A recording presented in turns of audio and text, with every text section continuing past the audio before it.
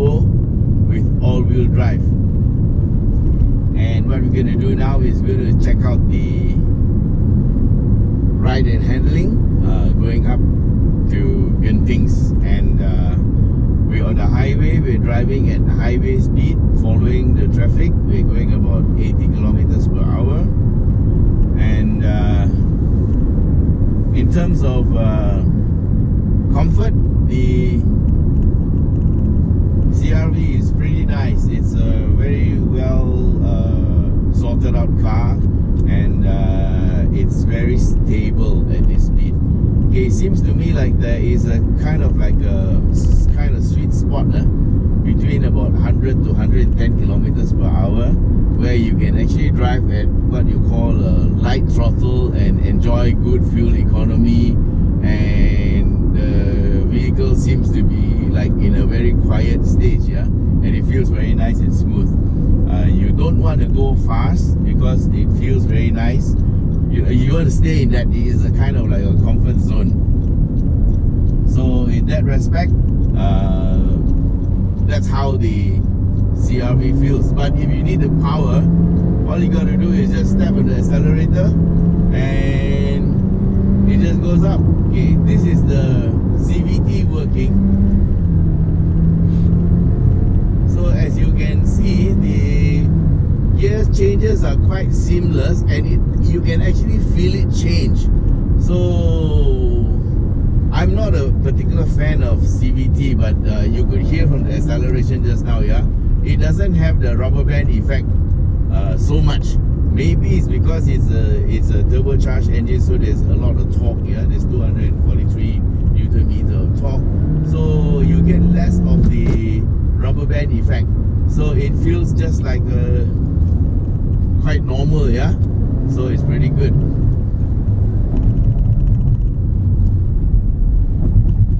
So we are about to get to the start of the hill climb. So the steering is nice.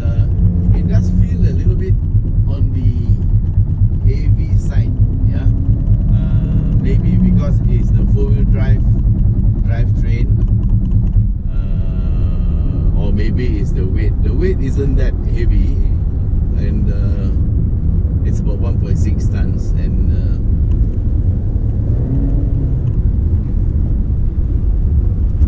maybe it's a high caster angle. Okay, caster angle is how far the front of the wheel goes in front of the topper. It slants forward. That's called caster, and this is what helps to centralize the steering in any car. And with a higher caster angle, it means it returns to center more easily, and also it helps what you call high speed straight line stability. So caster is quite necessary in a car, and the question is how much you want. Okay, the more the caster angle, the heavier the steering.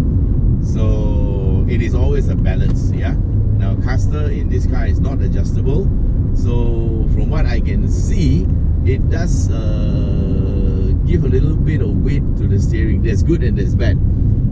If the steering is too light, then there will be people who complain that it doesn't have enough feel. If the steering is too heavy, then of course the ladies will have a bit of problem, and some of the men too. So if there's a lot of winding road, you might have a bit of an issue. But okay, so in terms of the steering, so this one is slightly heavier than usual. Okay, there seems to be a JPJ roadblock. So there's a whole bunch of bikers who are up here.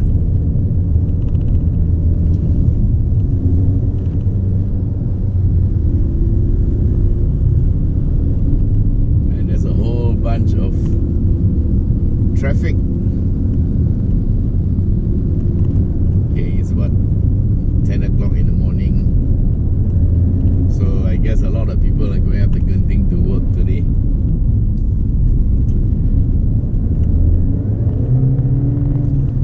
Okay, econ button was on, so now we have come back to standard. There is no sport button. There are pedal shifters, pedal shifters are invoked anytime, yeah, by using the shift pedals. Just use them and the pedal shifters start to work. It's a bit of noise coming from, yeah, some, like the key is moving up and down. Okay, so let's try to. There's an umbrella in the boot, so we don't know if that's going to move left and right in the corners. Okay, so we are at the guard post and we are taking the first corner, but of course quite a, wow, look at the number of SUVs and MPVs. Okay, out of the 6 cars here, 7 cars here, 1 bus, 4 SUVs and 2 MPVs. Wow, that's a lot of. I don't see a car. So as you can see, guys, there is a move, gravitating towards SUVs. So SUVs are getting very popular. Even Nissan have stopped the production of the Tiana, and they're going to concentrate more on the SUV range. Okay, so this vehicle has got 193 horsepower and also 243 Newton meters of torque from a 1.5 liter 4-cylinder turbo, yeah. And gearbox is a CVT, and we are testing this car because some of our viewers wanted to know what it's like to drive the CRV turbo up the hill, because we did some other SUV, and one of the concerns would be the noise of the CVT. Well, it doesn't seem to have that much of a problem. Okay, we are trying to thread our way through this traffic. There's a Honda BRV in front, and he seems to be quite a spirited driver. Of course, he's got a 1.5 liter engine, but he doesn't have a turbo. We have a heavier car, but we have a turbocharger, so let's see. Can we make it through? Yes, we can.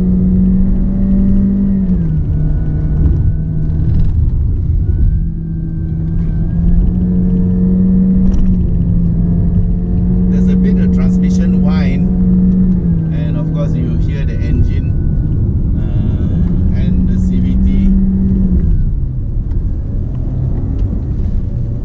Okay, it's clear. So, is there enough power if you want it? Yes, of course there's enough power. It's 193 horsepower, so whichever way you transmit it to the road, you can feel the horsepower. And of course, when I asked Honda if they had a CRV for me to test, they said yes, and they gave me this all-wheel drive version. So of course, on the mountain, all-wheel drive will be an advantage. You can do pretty much anything you want with it. Okay, bit of a tire protest. These are 60 series tires, relatively high profile, made for a comfortable ride, yeah. So 18-inch 60 series. Well, if you want a better performance, you can always go maybe 55 or 50 series tires, or maybe you want to inch up to 19 or 20. But having said that, I wouldn't normally advise anybody to do it, because if you bought this car, you probably wanted a family car, yeah, and you want the comfort. So we are just testing this car now so that we can tell you whether it handles well or it doesn't. Yes, it does handle well, no, not an issue. So the cars are very nice today. They're letting us through. There's quite heavy traffic, so we have to slow down when we get near them. Yes, see? Okay, this car was a bit offline, but he's back in his lane, and we are behind this bus who's trying to overtake that car. Okay, this bus is a veteran. Okay, he seems to come here quite a lot. I wonder why he's got his emergency flasher on. His hazard lights are on. Are you in some kind of trouble? No? Then why are your hazard lights on? So now guys, you know why we shouldn't have hazard lights on? Because if you have your hazard light on, you can't be signaling left or right.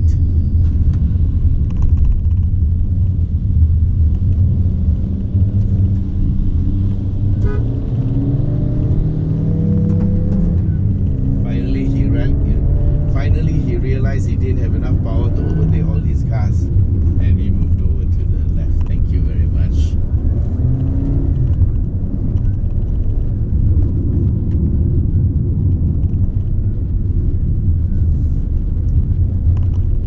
Okay, so we have established one point here in this drive. It corners quite well, okay, because it's got all-wheel drive. I'm sure in the two-wheel drive version will be alright too, because when the road is dry, all things being equal, two-wheel drive, four-wheel drive, not much difference. Of course, if it is wet, then the four-wheel drive will be a really good bonus to have, yeah. And so the handling will be based on the weight distribution, the suspension, and all the other things that all together make up this car. So in that department, I can say, okay guys, this is a okay car for handling. Mind you, it is an SUV. We're just judging it in terms of SUV, and of course it is not as good as a Lamborghini or a BMW or a car. It's an SUV, but insofar as SUVs go, yeah, it's quite safe to drive. It handles very well, and there is enough power. So the question is, how does the CVT perform?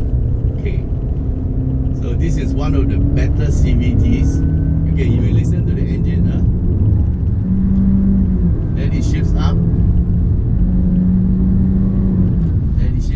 So you can see that it actually revs up and then it shifts gears, pretty much like a normal vehicle will do. So if you ask me the question, how does the CVT perform? I think it performs quite okay lah. So this is one of the CVTs that I can say I like. Okay.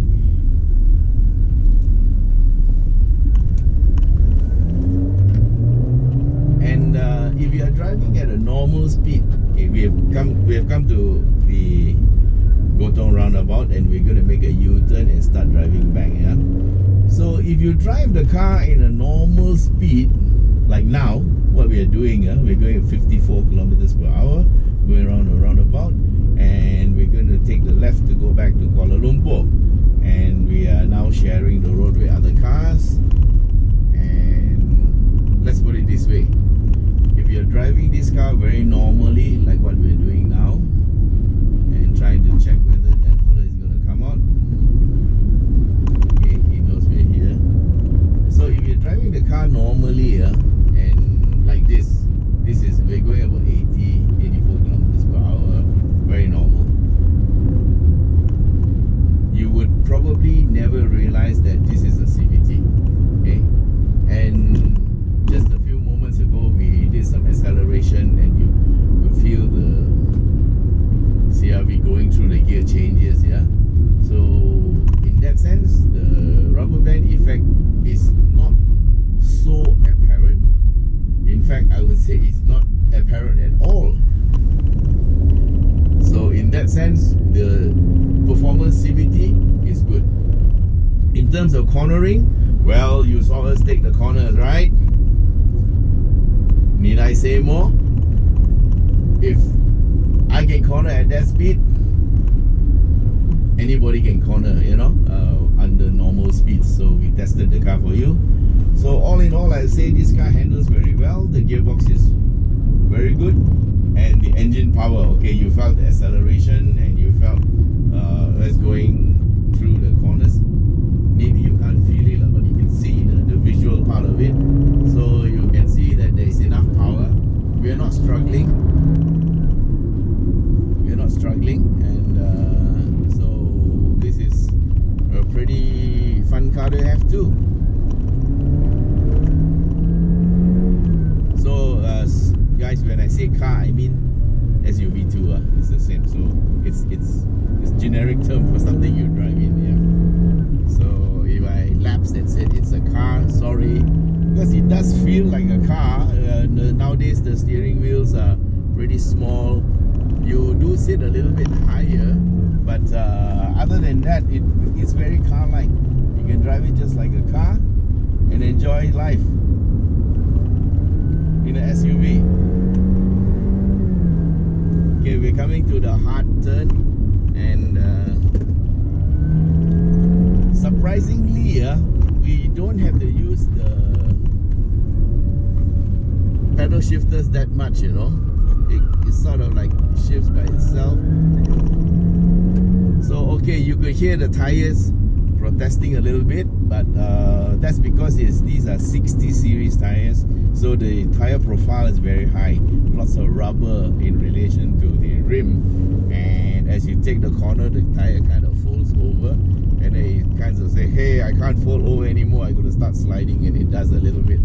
But the sliding, to be fair, is very progressive, so you don't feel you don't need to panic, you know. It just breaks away very progressively, and if you just maintain it or you lift off, nothing much is going to change. The sound just goes away. And okay, this is my favorite part, but there's traffic.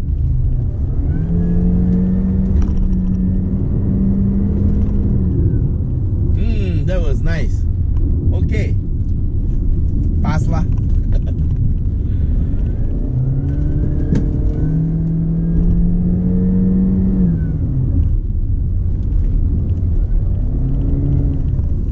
Okay, you do get a little bit of sound from the CVT. There's a kind of a whining sound that comes on, but it only comes on when you're driving it very hard and climbing the hill. Wait, it doesn't come on at all when it's normal driving. So I would say, well, that's the only thing I know that I should tell you about, but it's nothing serious. And so overall, I would say that this is a pretty nice car. Now the question is, there are 4 models, 4 variants.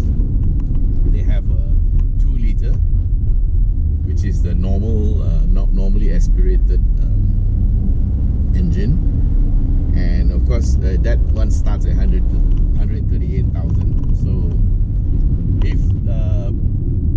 if the cost is a factor, then you might want to take that one.